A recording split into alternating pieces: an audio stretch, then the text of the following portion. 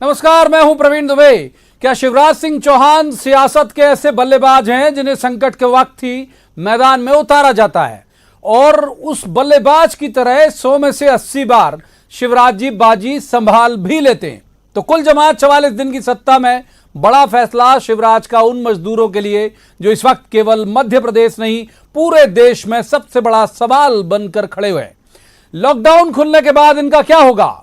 सबसे बड़ी फिक्र है आर्थिक गतिविधि, निवेश, कारोबार। निवेश आएगा तभी तो आर्थिक मोर्चे पर रफ्तार पकड़ पाएगा मध्य प्रदेश।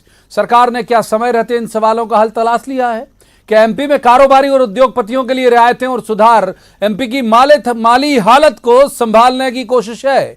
श्रम सुधार का जो नया मॉडल लागू करने जा रही सरकार, ये कारोबारियों उद्योगपतियों को सहूलियत देने हैं या इसके जरिए वाकई श्रमिकों के हालात बदल जाएंगे?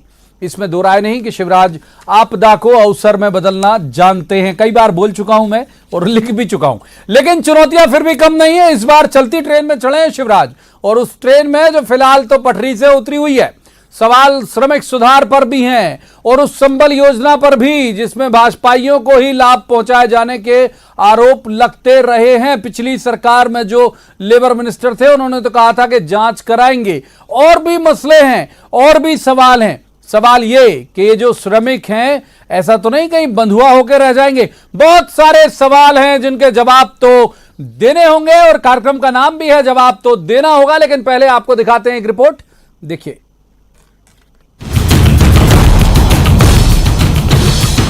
फिलहाल जिन्हें घर पहुंचाना सरकार के लिए सबसे बड़ा टास्क है। लॉकडाउन खुलने के बाद गांव-गांव तक पहुंचे ये मजदूर सरकार की सबसे बड़ी जवाबदारी होंगे और इस सवाल के साथ कि ये अब करेंगे क्या।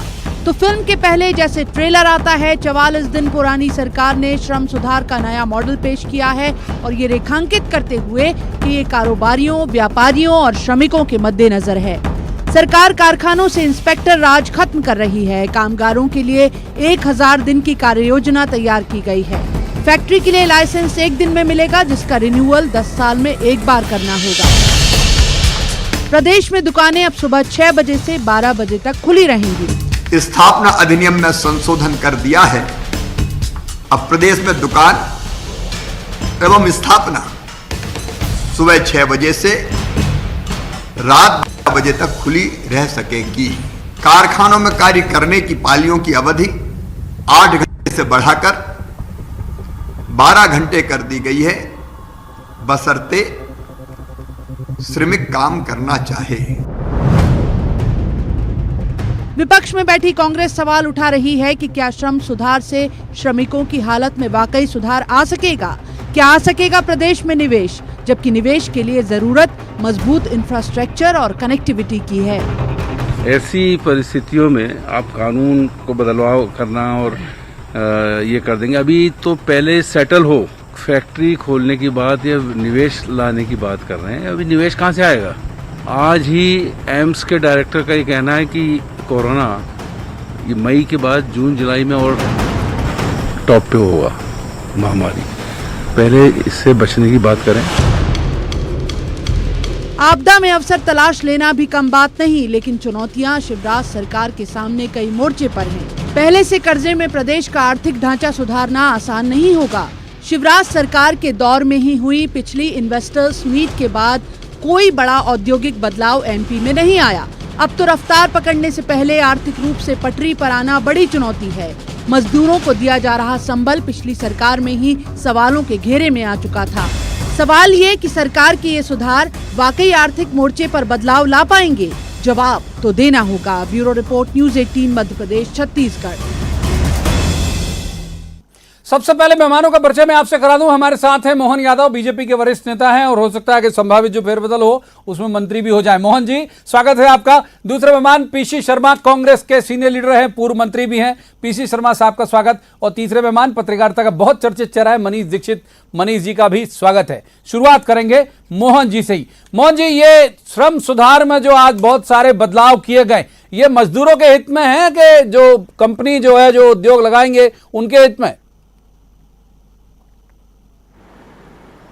देखिए, ये अभी हम सबको मालूम है कि जिस प्रकार का माहौल चल रहा है और ऐसे माहौल में कम से कम जब हम जीवन की एक नई वापस राह ढूंढ रहे हैं, ऐसे में उद्योग भी चले, श्रमिकों को भी काम मिले और ये आपदा एक वास्तव में अवसर साबित हो जाए, इस नाते से श्रम सुधार के काम चालू किए हैं। हम पूरा भरोसा रखते हैं कि वर्तमान के दौर में, और ये अकेले मध्य प्रदेश में नहीं, पूरे देश में माननीय यशस्वी प्रधानमंत्री के नेतृत्व में पूरे देश में इस प्रकार का माहौल बना कि स्टेटों से अपने अपने निर्णय लेकर के उनको आगे बढ़ने की छूट दी गई। और जिस ढंग से यशस्वी हमारे मुख्यमंत्री शिवराज सिंह जी का अनुभव है और वो स्वयं खेतीहर मजदूर के और ये सब प्रकार के मामलों में जितनी वो प्रोत्साहन देते कि लोगों को काम मिलना चाहिए, अधिकतर लोगों को रोजगार के साथ बाकी व्यवस्था भी जुड़ना चाहिए, तो उद्योग के साथ श्रमिक सबके साथ जोड़ करके उन्हें श्रम संबंधित जो सुधार किए वो वाकई स्वागत योग्य और काबिल तारीफ है। ठीक है, एक बार पीसी शर्मा साहब का रुख कर रहे थे। पीसी शर्मा साहब, आज जो बदलाव हुए कैसे देखते हैं आप? जब आपकी सरकार थी तब तो आपने कहा था संभल में बहुत सारे लोग जेल जाएंगे, वो महेंद्र सिंह सिसोदिया साहब जिन्होंने कहा था वो अब इनके साथ जुड़ गए, तो ये श्रम सुधार को आप कैसे देखते हैं शर्मा साहब? सूत न कपास और जुलाहों में लट्ठम लट्ठा वाली स्थिति लग रही है। अभी ये स्थिति है कि श्रमिक तो है नहीं हमारे पास, श्रमिक को हम बचा नहीं पा रहे हैं। पूरे हिंदुस्तान में अफरा तफरी मची हुई है मजदूरों की, मजबूरी में पैदल चल रहे हैं। पिछली बार भी मैंने कहा था 3-3 बच्चे छोटी बच्ची को बारी बारी से लेके आ रहे हैं और मिक्सचर मशीन में छिपके आ रहे हैं, ट्रकों में छिपके आने, अपने घर जाना चाहते हैं। और जब बात की जाती है उनसे तो कहते हैं कि अब हम कहीं नहीं जाएंगे काम करने, आधी रोटी खाएंगे, घर ही रहेंगे, वहीं वो करेंगे। तो ये कहाँ से कारखाना आज चल जाएगा, कहाँ से ये भटकाने वाली बातें। आज इम्पोर्टेंट है कोरोना से लड़ाई, इसको ठीक करें, पहले इस बीमारी से उभर के आए। आज आपने डीजल पेट्रोल के भाव बढ़ा दिए, आप कह रहे हो श्रमिकों को और इंडस्ट्रीज को हम फायदा देंगे। आपने जब पूरी दुनिया के अंदर जो क्रूड ऑयल है उसके भाव कम हो रहे हैं, 10 रुपए में एक बैरल आ रहा है, अमेरिका में फ्री में मिल रहा है डीजल पेट्रोल, वहाँ आप उसके भाव बढ़ा रहे हो। वो एक डॉक्टर वाजपेयी इनके नेता हैं, प्रवक्ता, वो कह रहे हैं कि सरकार को शराब का धंधा खुद करना चाहिए, ये ठेकेदारों को बंद कराओ, मजदूरों को बंद कराओ। मैं समझ में नहीं आ रहा कि क्या करना चाह रही है सरकार। ये जिसको कहते हैं कि हमारे यहाँ शब्द है कि संपट नहीं बढ़ रही, क्या करें। कल उज्जैन के अंदर जहां से मोहन यादव जी आते हैं, 4 डॉक्टरों का ट्रांसफर किया, लेके आए एक डॉक्टर राजू नदारिया को, उनके सब कैंसिल कर दिए ट्रांसफर, आज कैंसिल कर दिए। ये तो हालत है। और वहां पे उज्जैन के अंदर मोहन यादव जी 40 लोगों की डेथ हो गई है। मध्य प्रदेश नंबर 1 पे है, नंबर 1 पे है मध्य प्रदेश, मनीष दीक्षित सीनियर जर्नलिस्ट हैं। ये बिल्कुल आऊंगा पीसी शर्मा साहब। मनीष जी, संकट नहीं पड़ रहा है सरकार को, ये कह रहे हैं पीसी शर्मा साहब, नंबर 1। और जो दूसरी बात है, आप बहुत विद्वान जर्नलिस्ट हैं, दूसरी बात ये है कि कुछ ऐसे प्रावधान है जिनसे ध्वनित होता है कि ये बंधक तो नहीं हो जाएगा मजदूर फिर इनके यहाँ, बड़े लोगों के यहाँ। ये जो प्रावधान है वो ऐसे लग रहा है कि बंधक नहीं बना दे।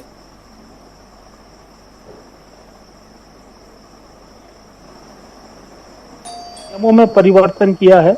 ये फाइनल क्योंकि फैक्ट्री एक्ट है या लेबर एक्ट है, ये गवर्नमेंट ऑफ इंडिया के एक्ट्स हैं, तो कोई भी इसमें निर्णय, अगर अंतिम निर्णय होगा वो गवर्नमेंट ऑफ इंडिया के लेवल से हो सकता है। हालांकि प्रदेश सरकार अपने नियम बना सकती है जो इन्होंने करे हैं। मुझे जो लगता है जैसे वो वर्किंग आवर्स वाला नियम है, मान लीजिए मेरे छोटा सा एक कारखाना है, उसमें 10 मजदूर काम करते हैं और वो 8 घंटे की पाली में अभी काम करते थे। अब मैं उनसे, क्योंकि उसमें पाली के घंटे बढ़ाने की बात है, और ये भी है कि अगर मजदूर चाहे तो, मगर क्या उसको एक्स्ट्रा आवर्स के पैसे मिलेंगे, इस पे अभी कोई बात नहीं हो रही है। और दूसरा प्रवीण जी, सबसे बड़ा जो इसमें प्रश्न चिन्ह लग रहा है वो ये है कि मध्य प्रदेश, क्या पूरे देश में अनऑर्गेनाइज सेक्टर जो है हमारे यहाँ वो बहुत बड़ा है।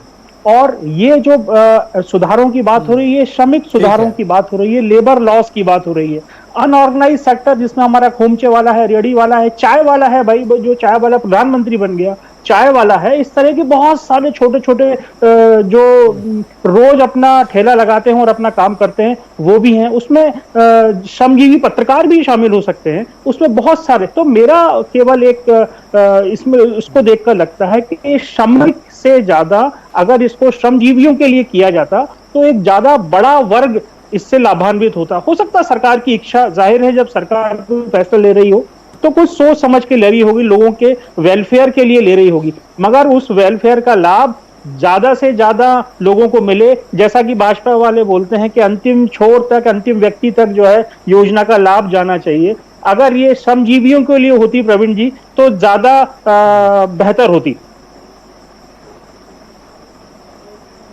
ठीक है मोहन यादव साहब, ये मनीष जी बहुत सीनियर जर्नलिस्ट है, इनका एक सवाल है और मैं भी ऐड ऑन करूंगा। वो कह रहे हैं कि असंगठित क्षेत्र के कामगारों का इसमें कोई जिक्र नहीं है। दूसरा जो मैंने मनीष जी से पूछा वो याद से पूछूंगा, ये कह रहे हैं कि पहले अगर कोई न्यूनतम मजदूरी ना दे तो लेबर इंस्पेक्टर को पावर थे कि कानून तोड़ने वालों पर वो मुकदमा कर सकता था, 6 महीने की जेल और 7 गुना जुर्माने तक का प्रावधान था। ये सब खत्म हो रहा है अब इसके बाद। तो जो संशय लोगों के मन में है कि ऐसे तो नहीं बंधुआ बना दोगे फिर मजदूरों को आप?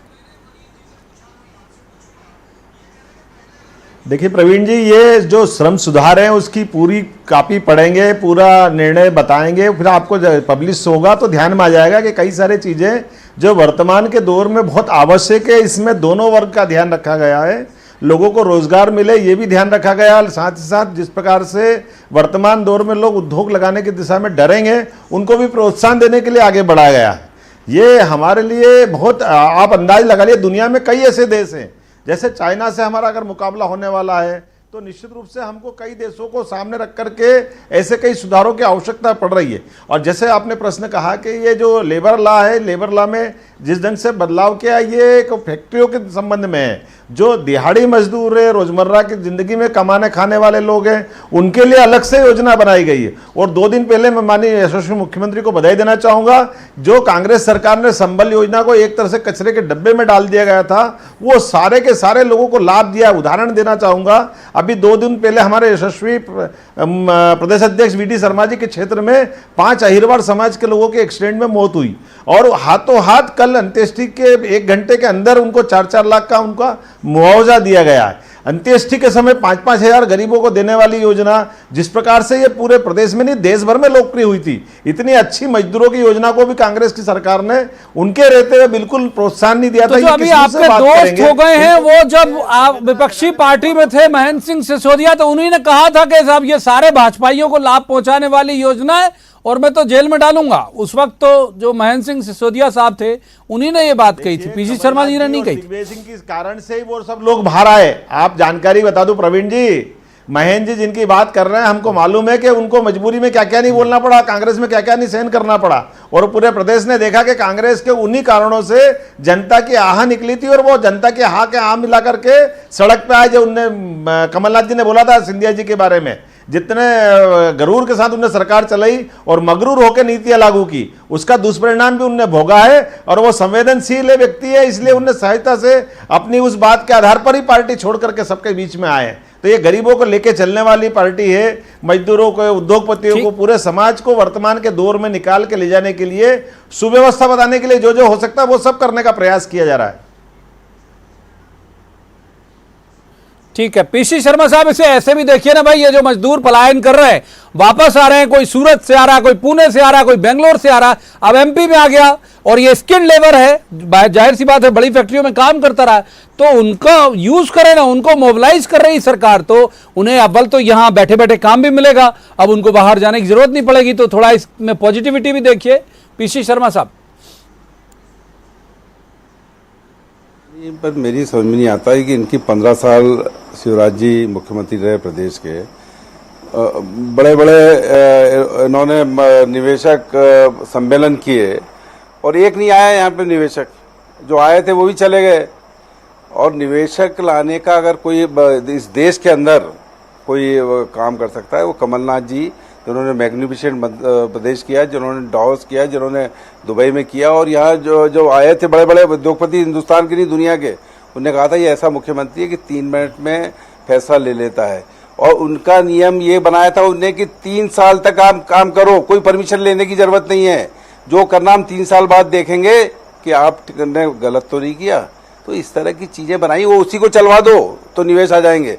जो मैग्निफिसेंट मध्य प्रदेश और जो कमलनाथ जी ने किया है उसको चलवा दो शिवराज जी। ये केवल पब्लिसिटी करना, ये करना, ये इसमें एक्सपर्ट है। ये पब्लिसिटी कैसे करना और क्या चीज है नया, और कोरोना से दिमाग हटा के जो मजदूर बेचारे गरीब परेशान हो उससे हटा के ये एक नई चीज ला देना। ये है संबल योजना का जो आपने कहा है। सिसोदिया जी को मैं इनसे मोहन यादव जी ज्यादा जानता हूँ, मेरा पड़ोसी भी रहे हैं, और वो उनने कैबिनेट में कहा था कि इसमें बिल्कुल फर्जीवाड़ा है और केवल उनको फायदा देने के लिए किया गया। इसका बंद नहीं की थी, इसका नाम रखा था नया सवेरा, पर अब ये फिर ले आए नया अंधेरा। अरे आपने धमकाया था, ऐसा कह रहे हैं ना भाई मोहन यादव जी, आपने आपकी पार्टी के नेताओं ने धमका के बुलवा लिया उनसे।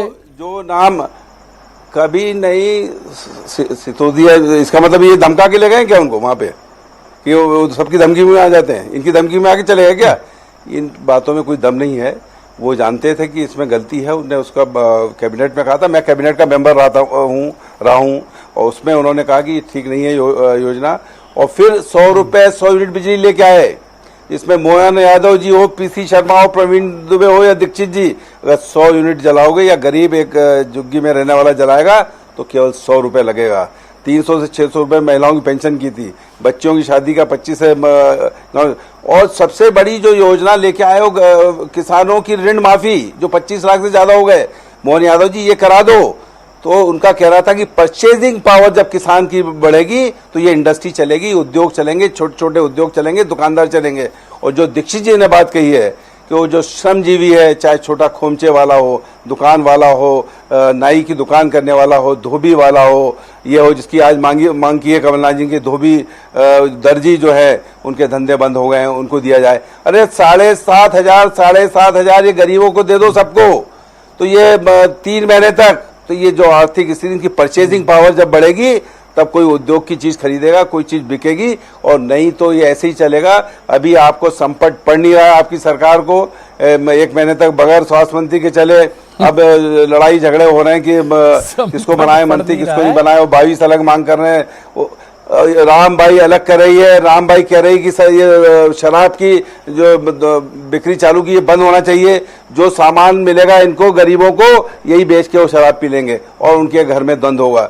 ये जो आपका सपोर्ट कर रहे हैं वो ये कह रहे हैं। मनीष जी का रुख कर रहे थे सर, एक बार वक्त है हमारे पास और रहा तो मैं तुरंत से फिर आऊंगा आपके पास बाकी लोगों के बाद। मनीष दीक्षित जी, मनीष जी एक अक्सर कहा जाता है कि जो मान लीजिए मैं ही कहूँ कि एक बहुत लंबी गाड़ी खरीदनी है, बहुत महंगी गाड़ी खरीदनी, कलर तय कर लिया, सारा कुछ तय कर लिया, कहाँ खड़ा करूंगा, कौन ड्राइवर होगा, एक छोटी सी मुश्किल है कि पैसा नहीं है मेरे पास।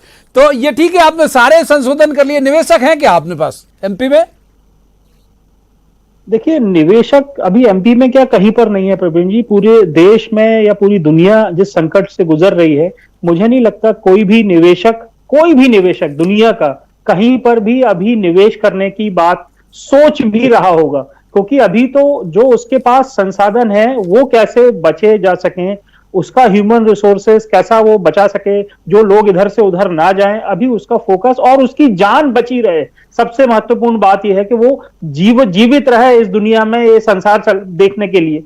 तो ऐसे में ये एक जिसको बोलते हैं ना कि विशफुल थिंकिंग है कि हमारे यहाँ अभी इन्वेस्टमेंट आएगा। क्योंकि आप ये मान के चलिए अगले 6 महीने तक कोई ही आर्थिक गतिविधि में कोई पंप अप कहीं पर भी नहीं होगा। उसकी वजह जैसा मैंने आपको बोला है कि अभी सब चीजें रुक गई हैं, स्टैंड स्टिल पे आ गए हैं हम। और ऐसे में चाइना से माइग्रेट होके आएगा, आपको लगता है चाइना में जिसने इन्वेस्ट किया है वो माइग्रेट होके आएगा? मनीष दीक्षित, मुझे नहीं लगता प्रवीण जी, अभी कोई उसकी गुंजाइश नहीं है। और ये एक चीज और गवर्नमेंट को क्लियर करनी चाहिए, आपने दिमाग में रखनी चाहिए हमेशा कि कोई भी अगर आप पॉलिसी बना रहे हो तो वो उद्योगों के लिए बना रहे हो या मजदूरों के लिए बना रहे हो, क्योंकि अभी क्लियरिटी नहीं है इसमें इसको लेकर। क्योंकि देखिए, उद्योगपति जो हैं वो कभी भी उनको जो भी चाहिए वो सरकार से ले लेते हैं। इसमें कोई सी भी सरकार रहे, किसी की भी सरकार रहे, क्योंकि वो एक इतनी पावरफुल लॉबी होती है, वो सबसे सब कुछ करवा लेती है। तो सरकार का जो मेन फोकस है वो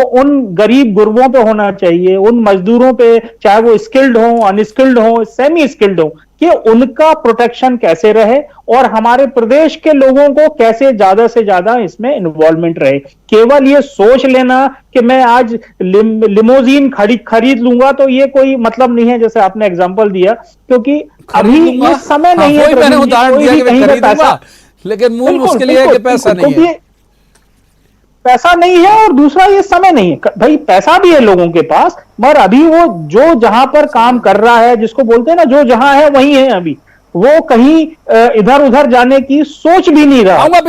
मालूम है कि बोलना चाह रहे हैं, छोटा सा एक रिएक्शन मोहन यादव जी का जरूर ले लेते। मोहन जी, आपने सुना मनीष दीक्षित जी सीनियर जर्नलिस्ट हैं, कुछ उनके भी कुछ सवाल हैं, उनके मन में कुछ शंकाएं हैं, कुछ चिंताएं हैं, आपका जवाब मोहन जी। देखिए, ये बिल्कुल सही बात है कि वर्तमान का दौर बहुत कठिन है और ऐसे में मनीष जी ने जो बात बोली कि लोगों का पैसा तो है लेकिन लगाएं कैसे, और उनको सिक्योरिटी चाहिए, उनको विश्वास चाहिए। ऐसे में विश्वास जगाने के लिए सरकार ने आगे बढ़कर के श्रम सुधार का कानून लाए हैं, जिसके माध्यम से दोनों वर्गों के लिए, श्रमिक वर्ग के लिए भी और उद्योगपति के लिए, दोनों के लिए अवसर मिलेगा और ये आपदा अवसर के रूप में निश्चित रूप से बदलेगी। लोगों को रोजगार मिलेगा। अलग अलग प्रदेश से बड़ी संख्या में जो हमारे यहाँ बेरोजगार होकर के आए हैं उनको एक संभावना मिलेगी और सबको लेकर प्रदेश में आगे चलने की यशस्वी मुख्यमंत्री की जो भावना वो सफल होगी। अच्छा, यही जो बात वो कह रहे हैं, एक बार पीसी शर्मा साहब के पास चलते हैं इसी बात को लेके। पी शर्मा साहब, जो मनीष दीक्षित जी भी कह रहे हैं कि भाई ठीक है, सकारात्मक सोचने में बुराई क्या है, लगातार कोरोना पे चिंता करते रहने से प्रधानमंत्री नरेंद्र मोदी ने भी कहा कि अब तो जान भी और जहान भी के लाइन पर जाना होगा, तो अब जहान की फिक्र कर रही है सरकार, तो इसको लेकर सराहना कर दीजिए। दीक्षित जी ने एक बात बड़ी सही कही कि जो बड़े उद्योगपति होंगे वो तो अपनी बात मनवा लेते हैं, जैसे अभी शराब के ठेकेदारों का 25% डिस्काउंट देना है, वो सब मान लिया गया, तो ये सही बात है। आज सवाल ये है कि ये श्रम कानून जो लेके आ रहे हैं, इसका फायदा जब ही मिलेगा जब उद्योग चलेंगे। आप उनका बिजली में क्या दे रहे हो, उनका जो बैंक लोन है उसमें क्या डिस्काउंट दे रही है सरकार, इन बातों पे बात होना चाहिए। अभी निवेश की करने का मतलब ये हास्यास्पद है कि अभी निवेश आ जाएगा। अभी तो लोग सेटल हो जाए अपनी अपनी जगह। अभी आपके स्कूल कॉलेज चल नहीं रहे, आपके मॉल चल नहीं रहे, कोई चीज चल नहीं रही है, तो कहाँ से सब होगा।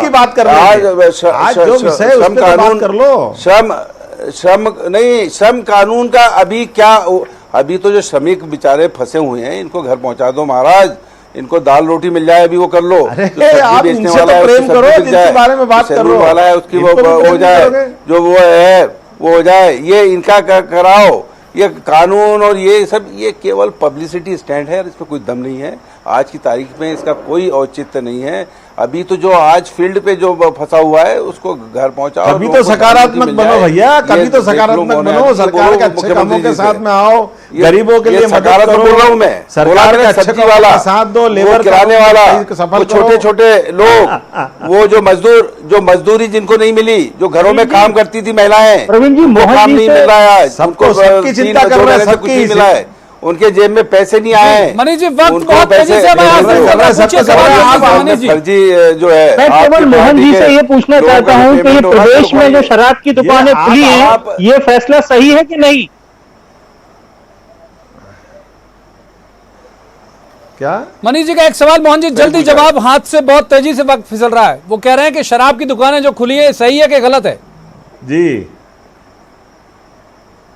देखिए, शराब की दुकानों के संबंध में फिर मैंने कल भी एक डिबेट में कहा था कि ये शराब के संबंध में पूरे देश में एक अलग से पॉलिसी बनाने की जरूरत पड़ेगी, लेकिन वर्तमान रेवेन्यू स्ट्रक्चर में एक्साइज के विभाग में इसका बड़े आधार पर रेवेन्यू है और इस आधार पर चाहे कांग्रेस की सरकार है जहां हो वहां भी वो इस चीज को लागू कर रहे हैं, जहां बीजेपी की सरकार वो भी लागू कर रहे हैं। लेकिन लंबे समय से, आजादी के बाद से आज तक कांग्रेस ने लगातार इस शराब नीति को प्रोत्साहन दिया, उसका दुष्परिणाम वर्तमान के दौर में सबको भुगतना पड़ रहा है। अभी जिस प्रकार का माहौल चल रहा है, इस माहौल में वर्तमान के दौर में ये जो आज ये विषय खत्म नहीं हो सकता है। ये जो 4-5 साल के अंदर जो माननीय मोदी जी ने नया पैसा इससे आएगा, कई सारे से इलाज में उससे ज्यादा लग जाएगा। एक्साइज भी भविष्य में लेके आएगी जिसका उत्तर मिलेगा, लेकिन आज उसका उत्तर नहीं मिलेगा। आज तो सबको रेवेन्यू की दृष्टि से भी देखना पड़ेगी और लोगों की जिस प्रकार से जीवन शैली बनी है, हमने देखा है उस जीवन मैं शैली बोल का रहा हूं, आज पिछले हम बहुत एकदम जल्दी नहीं बदल जवाब सकते दीजिए, बस जब तक खत्म नहीं हो रहा लंबा वक्त कोई हमारा। इसमें जी बोलिए। निर्णय नहीं किया जाए। प्रवीण दुबे जी एक एक्सपर्ट डॉक्टर ने कहा जी, कि बोलिए, जितना बोलिए। पैसा रेवेन्यू में शराब से आएगा उससे ज्यादा इलाज में लोगों के लग जाएगा, उससे ज्यादा इलाज में लग जाएगा, इसलिए ये कहना गलत अरे है तो कि आपकी ये, सरकारों से बंद करा लो, राजस्थान में करा लो, छत्तीसगढ़ में करा लो, जो खर्चा कैप्टन लगेगा अमरिंदर सिंह जी होगा। पंजाब से बंद करा लो, आप तो करा लो अपन एक आध मध्य प्रदेश सरकार की बात से। करें, अपन उज्जैन आपकी की बात बात करें, वहां भोपाल बताओ की ना, करें, एक आध बार इंदौर की कहीं करें, बता सकते हैं। मध्य प्रदेश की करो, मध्य प्रदेश की करो, उसके लिए तो कर दिया। अरे, ये गिरा- सरकार ने देखी पैसे, तीनों मेहमानों का बहुत बहुत शुक्रिया। और ये बात सही है कि जब भी होगा, जब निवेश आएगा तब कुछ होगा। मजदूरों के बारे में सरकार ने कुछ प्लान किया है तो जाहिर सी बात है कुछ सोच कर किया होगा। और अगर ये वाकई ये जो लोग, जैसे मैंने पहले भी कहा कि बाकी के राज्यों से आ गए, स्किल्ड हैं, और अगर अपने राज्य में उन्हें काम मिल जाता है तो उनके लिए भी बेहतर, सरकार के लिए भी बेहतर। तो उम्मीद की जानी चाहिए कि ये जो बदलाव है वो बेहतरी की तरफ जाए, पूरे सूबे की बेहतरी की तरफ जाए। और इससे भी सहमत हूं जो पीसी शर्मा साहब कह रहे हैं कि जो अभी वक्त है वो कोरोना से जंग का है, ये बहुत जल्दी खत्म हो जाए, ये हम सब के लिए बेहतर होगा। आज की इस चर्चा में इतना ही। कल किसी खास मसले पर खास पैनल के साथ बैठेंगे और कहेंगे जवाब तो देना होगा। तब तक आप देखते रहिए न्यूज़ 18 मध्य प्रदेश छत्तीसगढ़।